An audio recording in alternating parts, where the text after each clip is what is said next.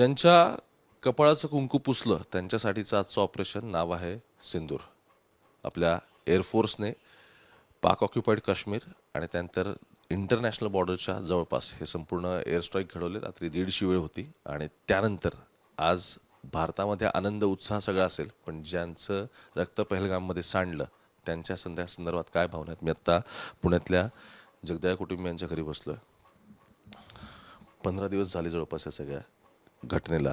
आपलं माणूस घरात नसणं फार एक वेगळी फिलिंग असते सगळ्यामध्ये. तुम्ही त्या सगळ्यातून जाताय, पण आज ज्यावेळी तुम्हाला बातमी कळली त्यावेळी तुमची प्रतिक्रिया काय? मला सकाळी माझ्या भावाचा फोन आला की टी व्ही लावा, न्यूजमध्ये दाखवत आहेत की पाकिस्तानवरती हल्ला झाला आहे.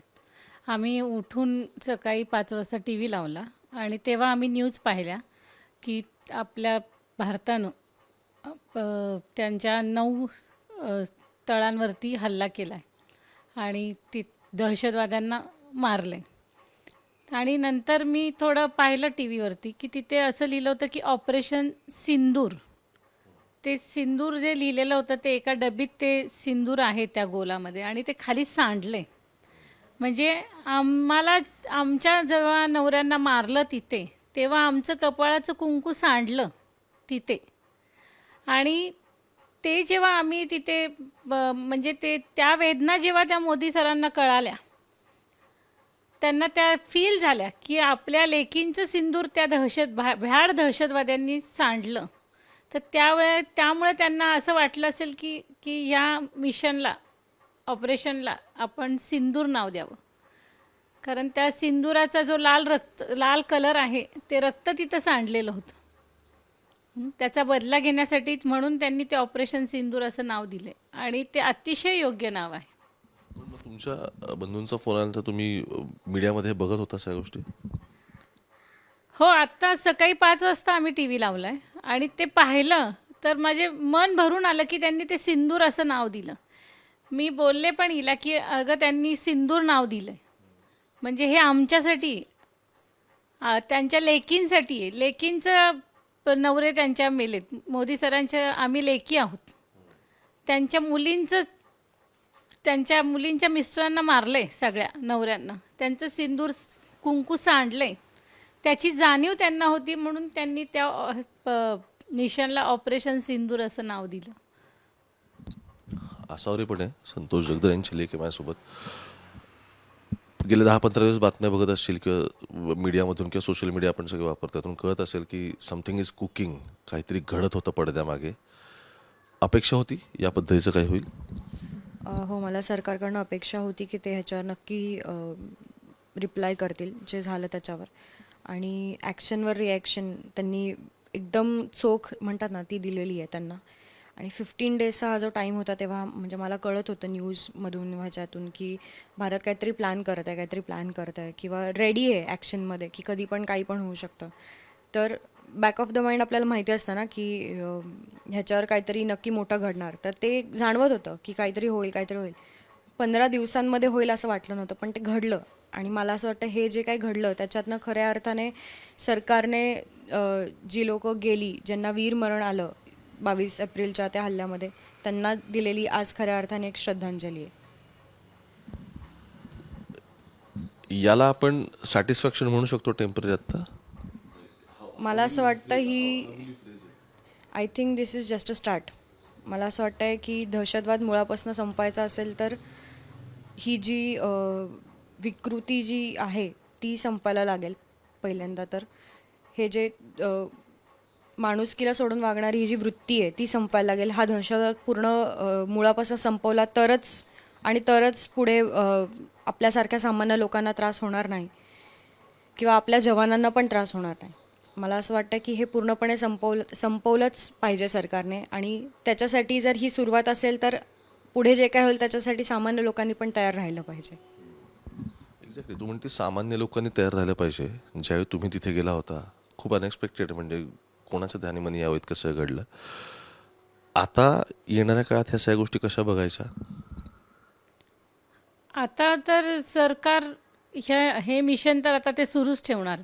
म्हणजे मला तरी असं वाटतं की समूळ दहशतवाद नष्ट करेपर्यंत सरकार हे मिशन चालूच ठेवणार.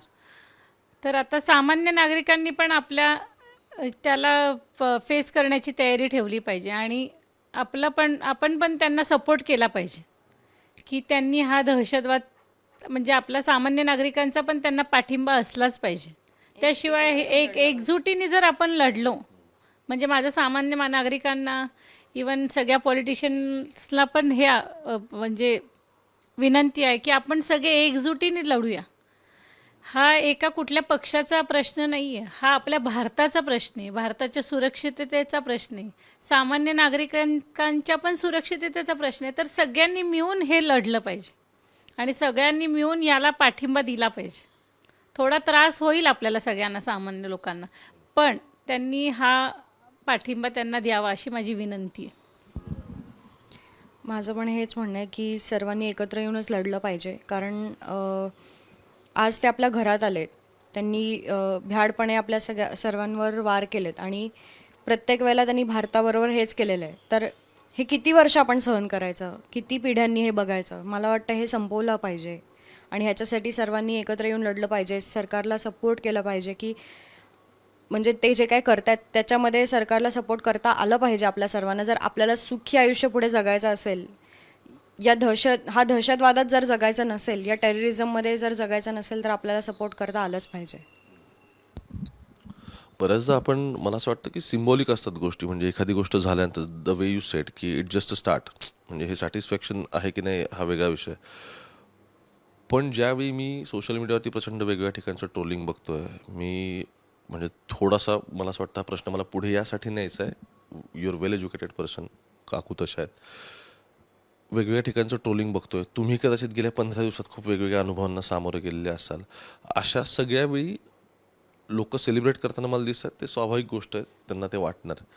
पण आणखी तुम्हाला ॲज अ समाज म्हणून नक्की काय गोष्टी एक्सपेक्टेड आहेत ज्यावेळी तुम्ही या सगळ्या प्रोसेसमधून आता पुढे चाललेलं आहे? मला असं वाटतं की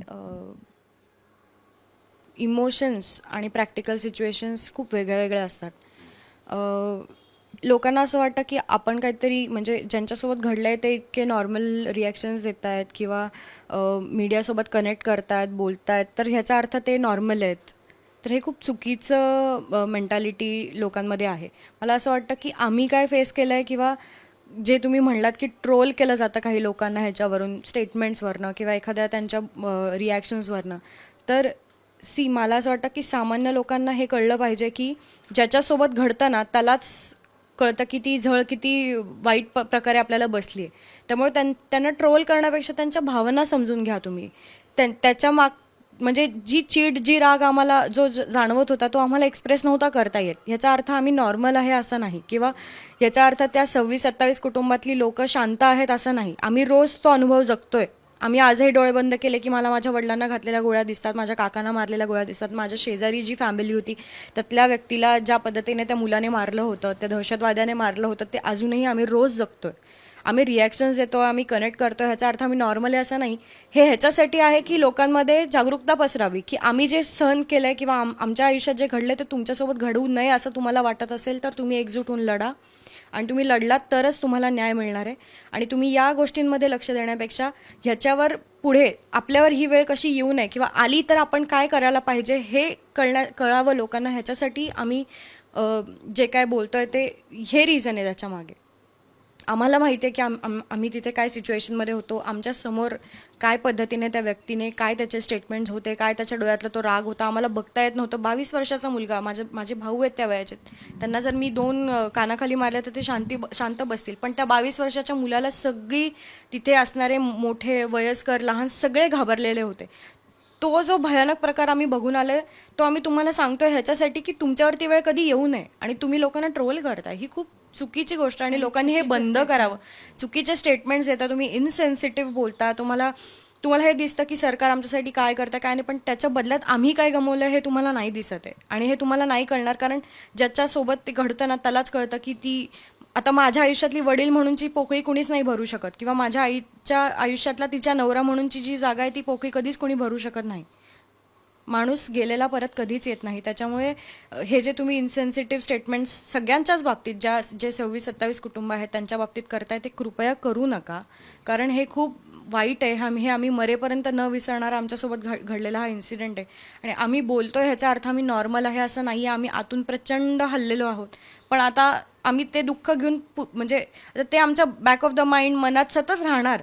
पण म्हणून आम्ही लोकांशी न बोलणं हे त्याच्यावरचा उपाय नाही आहे. किंवा आम्ही स्टेटमेंट्स देतोय हे जागृतीसाठी देतोय की तुमच्यासोबत हे घडू नये किंवा तुम्ही तेवढं अलर्ट राहावं ह्याच्यासाठी देतोय. एक शेवटची कमेंट तुमची यासाठी. काय म्हणजे मी आलो मगाशी बघितलं बोललो आमचं आय थिंक तुम्हाला तुमच्या गोळ्या घ्यायच्या राहिल्यात बहुतेक. बरं दररोज इथे सोफ्यावर बसणारा माणूस जेव्हा तिथे फोटोत जातो ना त्यावेळी खरंच पोक तयार होते. मी आल्यापासून मगाशी बघतोय वेगळी माध्यमं होती किंवा आमचं पण आता थोडंसं बोलणं झालं आहे सगळ्यामध्ये. त्याचं मूळ कारण असं आहे की आत्ता सरांनी जे सांगितलं की ही पोकळी परत भरून निघणार नाही आहे. आणि अर्थात आज त्यांच्या चेहऱ्यावरचे जरी एक्सप्रेशन्स काही असले तरी मनात काय चाललंय हे कॅमेराही सांगू शकत नाही. शेवटची कमेंट आहे सगळ्यावर तुमची. प्रत्युत्तर दिलं आहे सगळ्याला इथपर्यंत ठीक आहे. नागरिकांनी एकत्र राहिलं सगळं ठीक आहे. पण अशा पद्धतीचे हल्ल्यांपासून जर आपल्या सगळ्यांना बाहेर जायचं असेल कारण शेवटी काय ॲट द एंड दोन्ही लष्करं भिडणं किंवा अतिरेक्यांना संपवणं हे तर आपलं कामच आहे. पण युद्ध हे या सगळ्यावरचं उत्तर आहे.